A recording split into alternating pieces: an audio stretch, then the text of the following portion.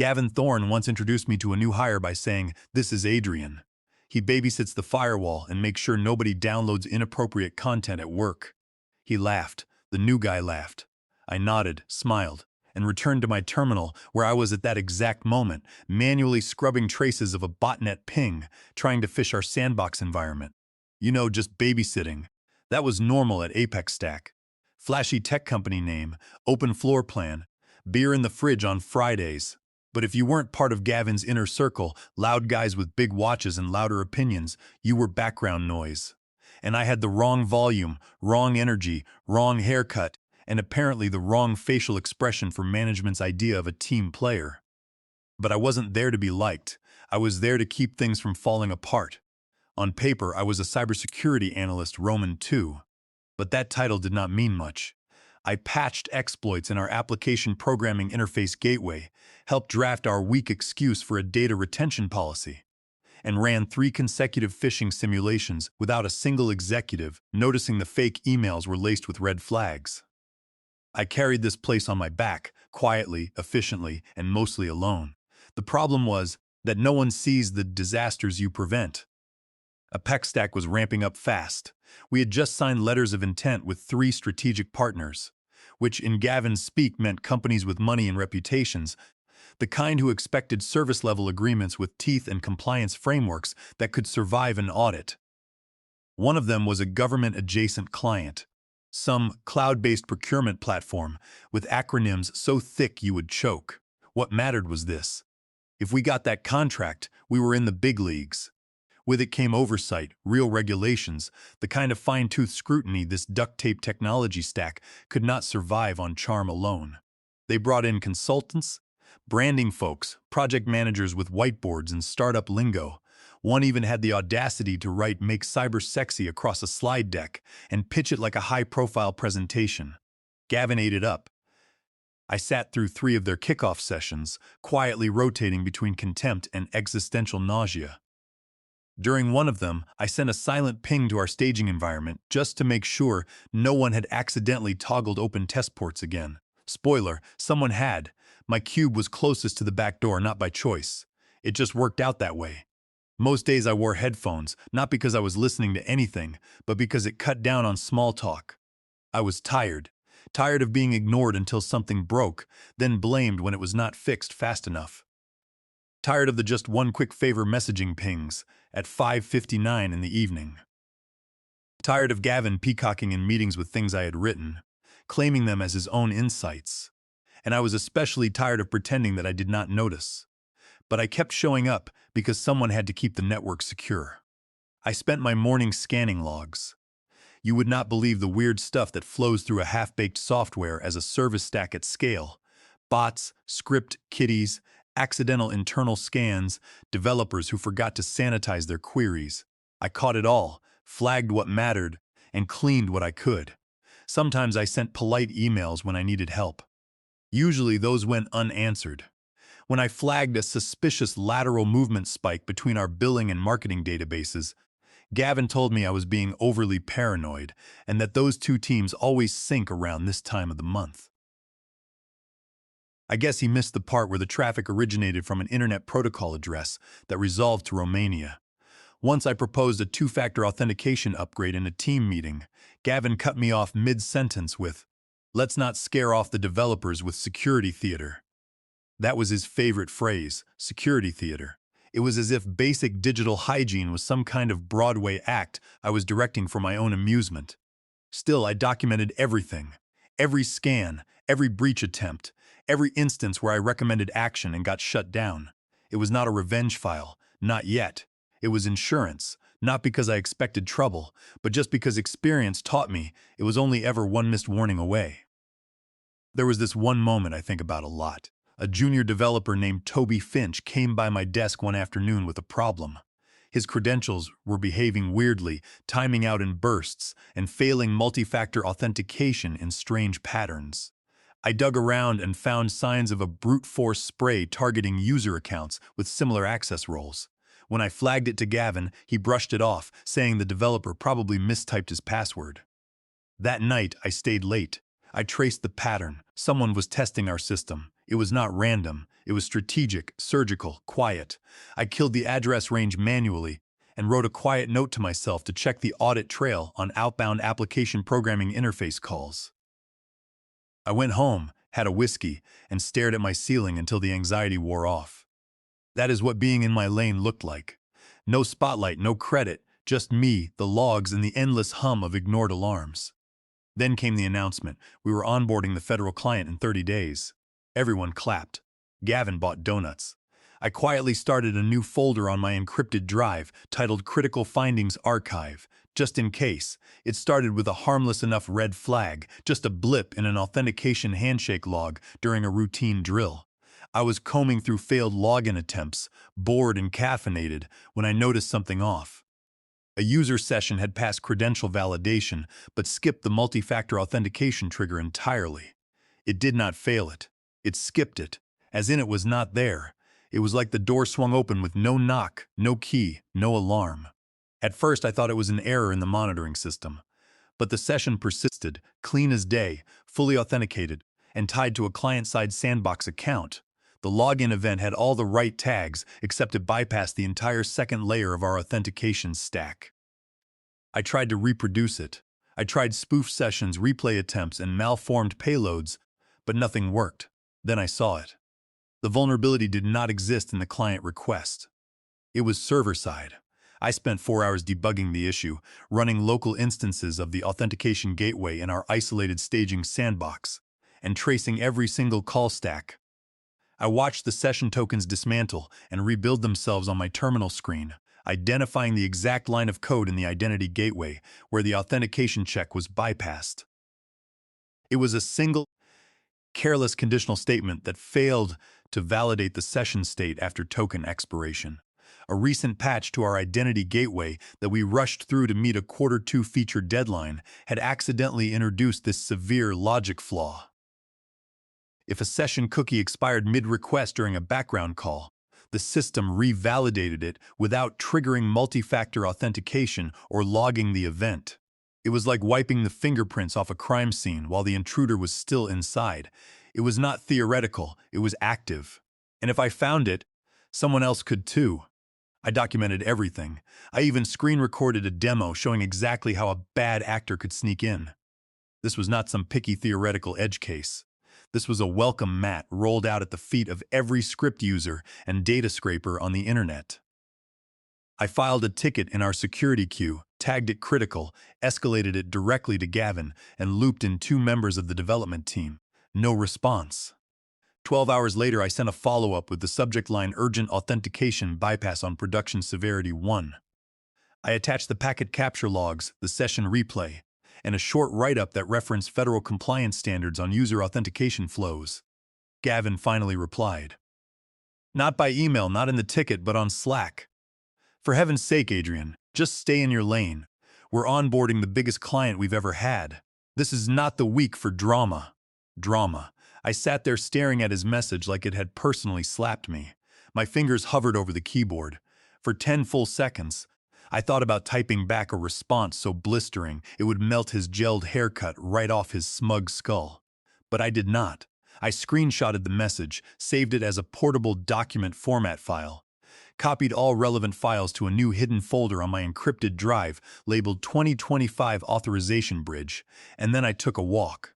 Just outside the building, I lit a cigarette. I do not even smoke. I just needed to do something with my hands that was not breaking a keyboard in half. I watched traffic roll by and let the burn settle in my throat. It was not the first time Gavin had swept things under the rug.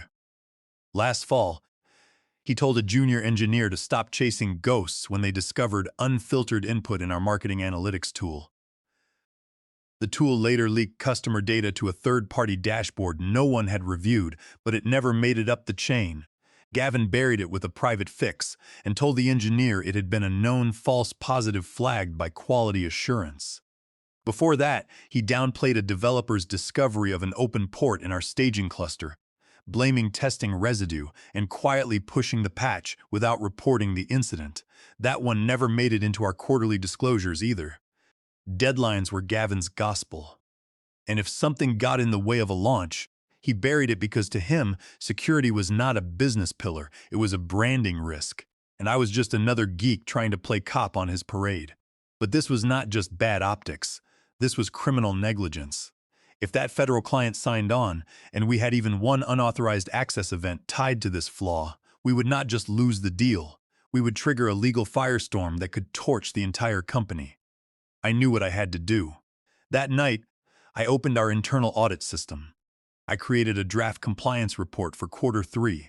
I titled it plainly, Preliminary Security Concerns, Credential Handling, and Session Revalidation. I wrote it like I was writing for a court transcript. Factual, detached, brutal. I included the vulnerability details, full reproduction steps, and a timeline naming Gavin. I did not have to spin it. His message was already embedded as an image, timestamped and preserved. The tone of it alone would turn any auditor's blood cold. Before I hit save, I double-checked every word. Then I flagged the report as draft only, do not route, and pushed it to the archive system. It was not visible to most, but it was indexed, logged, and discoverable. Then I closed my laptop and sat in the dark, feeling like I had just set a tripwire under my own desk. Here is the thing about tripwires. They do not go off until someone stumbles. And I had a feeling Gavin was about to sprint. By Monday morning, the new partnership banners were already up in the lobby. They were sleek vinyl monstrosities, with buzzwords like innovation and trust, as if either had ever passed through Gavin's brain long enough to leave a fingerprint. The whole company was buzzing like a disturbed beehive. The onboarding team had their war room. Marketing was prepping press blurs. Legal was reviewing language. Meanwhile, I was staring at a ticking time bomb in our authentication layer that nobody wanted to touch. I had done everything by the book, filed the tickets, escalated them, and provided documentation so idiot-proof it could have doubled as assembly instructions. I even looped in development operations with a technical breakdown in plain English. The kind that makes compliance lawyers tear up with joy. There was radio silence, except for Gavin, of course, who had set the tone loud and clear, just stay in your lane, and that is when it clicked. He was not just ignoring it, he was going to pretend it did not exist, and if it did blow up, he would say he never saw it, or that I never reported it properly, or that it was an isolated anomaly that had already been addressed. That is what his people did. Shift the narrative, reframe the facts, and gaslight anyone too junior to push back. But I was not junior, I was quiet. It is not the same thing. I opened the internal audit system again. This was not the standard ticketing system, nor was it a support chat graveyard. No, this was the formal system of record. The one legal check during quarterly reviews. The one with a back end so crusty and old it still used drop-downs from decades ago. But everything you submitted there was time-stamped, version-controlled, and discoverable in audit subpoenas. It was the adult table. I drafted a new entry, Supplemental Observation Session Revalidation Bypass. This time I attached the logs, the capture files, the chat transcript, and most importantly, a cross-reference table that mapped the patch date to the first observed instance of bypass behavior. It took me 2 hours to get the formatting right. I added a single sentence at the end. If left unresolved, this vulnerability may constitute a breach of contract under federal data protection statutes, particularly under the Federal Information Security Modernization Act, codified at 44 U.S.C. Section 3551. Then I checked a box labeled Draft Do Not Route for Review and saved it. That is when Julian Cole stopped by my desk. Julian was one of the few good ones, a senior back-end developer liked by everyone, including me. He was never condescending and always gave credit where it was due. He leaned on the wall of my cube and said, "Hey, word is you have been poking around authentication flows." I nodded. "Just routine audit work." He rubbed his jaw like he was working up to something. "I heard Gavin is not thrilled. Just be careful." A couple of years ago, a quality assurance lead flagged an issue with one of the encryption modules, something to do with key rotation timing. Next thing you know, she is off the project, then off the team, and eventually gone. He did not fire her, he just made it impossible for her to stay. My hands stayed on my keyboard. Is that supposed to scare me? I am just saying it happens quietly, that is all. I looked up at him, let him try. Julian studied my face, realized I was not bluffing, and gave a slow nod. All right, I will pretend I did not see this conversation. He walked away.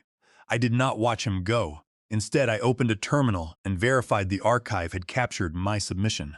I pinged the audit system's data logs and confirmed it was timestamped, indexed, and marked as last touched by Adrian Vance at 10:41 in the morning, with source Internet Protocol address, media access control address, and session identification all neatly logged. I encrypted a local backup copy, then a second one, which I synced to an off-site backup using a secure script I had built during one of those volunteer weekend sprints Gavin loved so much. It was not paranoia. It was insurance. You do not go into a storm without a flashlight and a rope back to the surface. The rest of the day was uneventful in the most ominous way. Gavin did not message me. No one copied me on anything. I was excluded from the preparation call for the onboarding. I watched a new team channel spin up for the federal client sprint and noticed my name was not among the added members. Fine, let them build their shiny new castle on sand. At 6:12 in the evening, my badge failed to open the side door I normally used to leave. I had to exit through the lobby like a guest. On my way out, I passed the executive assistant, Clara Bennett. She gave me a thin smile and said, "Hey, Adrian, Gavin said you might not need to come to tomorrow's sprint stand-up." I stopped walking. Did he say why? She shrugged, saying something about reprioritizing core focus areas. Whatever that meant, it meant I was being iced out. But what Gavin did not realize, what none of them realized, was that I was not trying to win a popularity contest. I was building a record, a layered forensic, incredibly detailed record that any decent auditor or federal investigator could follow like breadcrumbs straight to his door. And I had just left the first slice of that trail glowing in the audit logs like a lit fuse. I watched my name vanish in real time. First, it was the Monday sprint stand-up, an 8 o'clock morning video call where we were supposed to align priorities across security and infrastructure. I had never missed one. That morning, the invite was simply gone, deleted. I messaged the project manager to ask if it had been moved. She replied, "Oh, I thought you were looped out for this phase. Gavin said we were streamlining participation." Streamlining, like cutting a brake line to reduce weight. Next was the all-hands preparation for the federal client onboarding, for which I had built half the compliance template. My calendar used to have a recurring invite every Wednesday at 2 in the afternoon. Suddenly, I was no longer required for that thread. I did not ask why. I already knew. They were not just sidelining me. They were building a version of the project that did not include me at all. And to add insult to injury, Gavin started talking up Oliver Brooks, the new junior security analyst who still confused transport layer security with virtual private networks as the reason things were running smoothly again.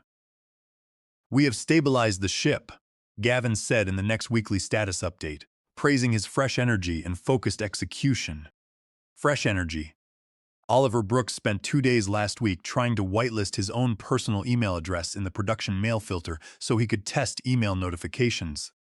That was his energy, and now Gavin was holding him up like a technology prodigy because he did not raise red flags, because he said yes and smiled, and did not ask what compliance framework we were using for data segregation. I sat in the back of that meeting, camera off, microphone muted, hands folded tightly in my lap. I did not speak, I did not blink. I watched them pretend I had never existed. But the log still had my fingerprints. Oliver was using scripts I wrote. He was citing documents I authored. He even stumbled through explaining our secure session model, quoting a diagram I had published to our shared workspace a year ago. Meanwhile, I worked silently. I reviewed our audit policy on third-party access. I read through every clause in the new partnership memorandum, and I noticed something buried in a slide deck from legal, something small but electric. Client onboarding subject to data protection standards outlined in federal low to moderate controls. That meant oversight, federal oversight, real ones, not just a logo on a partner slide. If our system processed any sensitive client data, even sandbox test data, without proper access controls, logging, or a documented incident response protocol, we would be violating multiple federal mandates. And the flaw I had already discovered, flagged, and archived was not just a technical bug anymore. It was a regulatory landmine, because now I knew exactly what this client was. They were a data vendor for a federal procurement platform, which meant any compromise on our end was not just bad press. It was a breach of contract with the government, the kind of thing that triggers investigations, sanctions, fines, and contract termination. If they were onboarded while that vulnerability still existed, we were not just in danger. We were liable under the federal whistleblower protections and general corporate compliance mandates. Under 44 U.S.C. Section 3551, the agency requires compliance with federal security levels, and certifying compliance while knowing of an active, unfixed critical flaw is an act of misrepresentation. It could lead to a suspension of our operational license and draw severe penalties for breach of fiduciary duty by the directors who approved the deployment. But Gavin did not care. His horizon ended at Q3 bonuses and social media likes.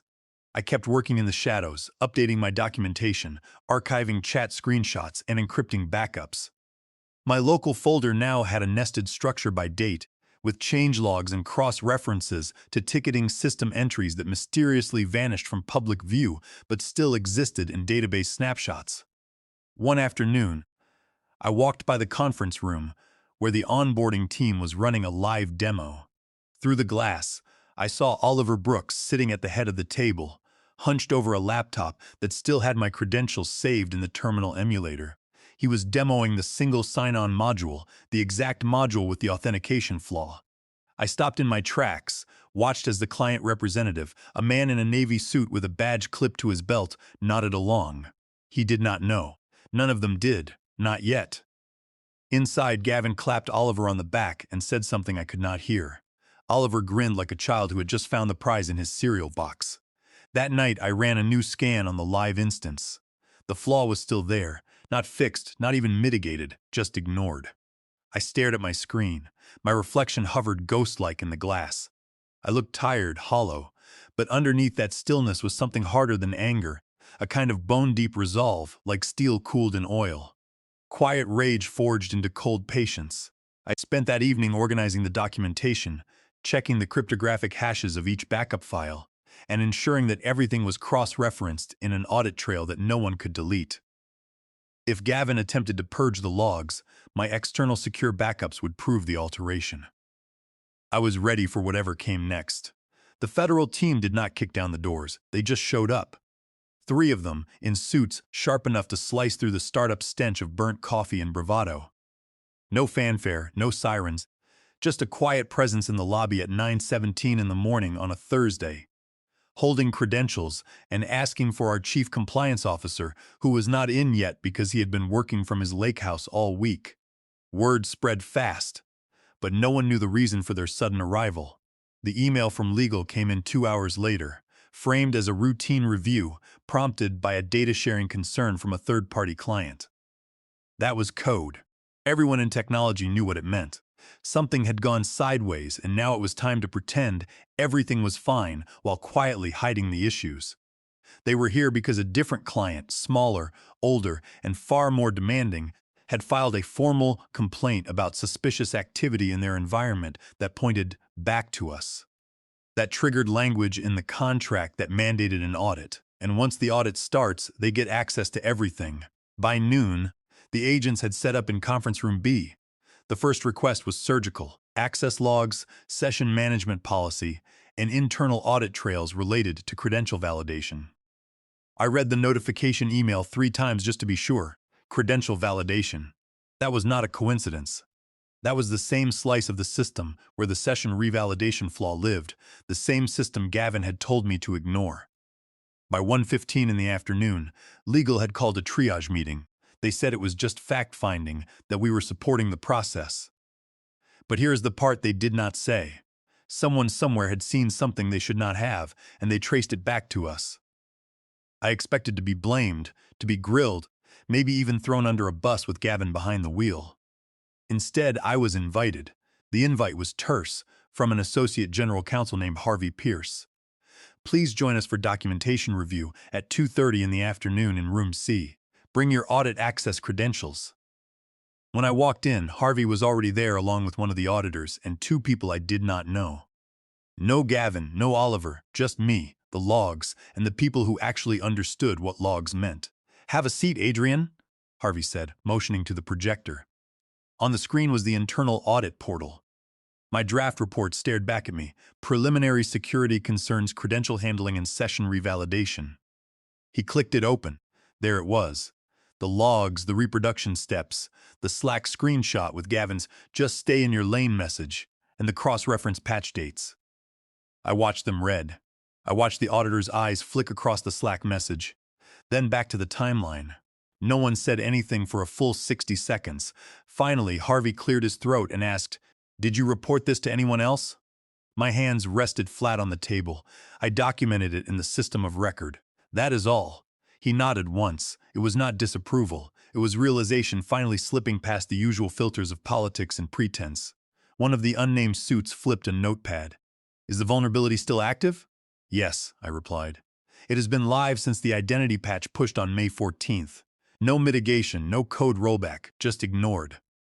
The lead auditor, a woman named Agent Mercer, looked up from her tablet and asked if I had kept a record of the specific systems affected by the bypass.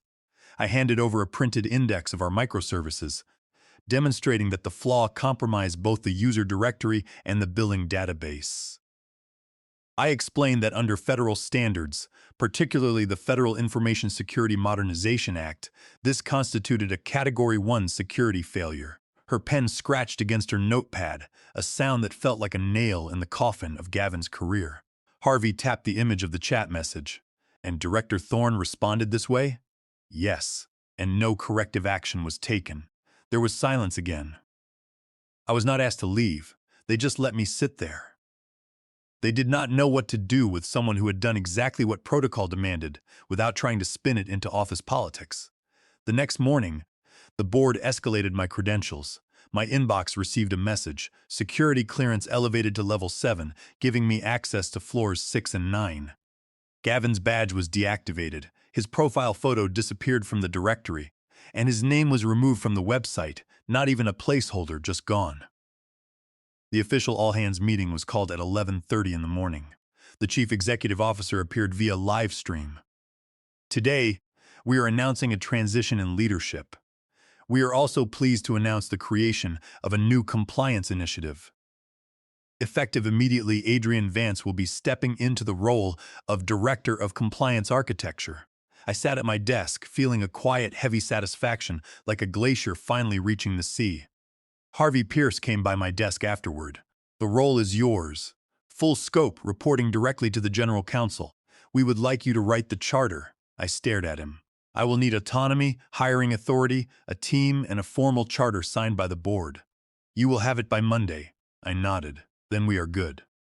At 4:12 in the afternoon, I clocked out early for the first time in months. Outside, the sun had finally broken through the cloud cover. The pavement shimmered.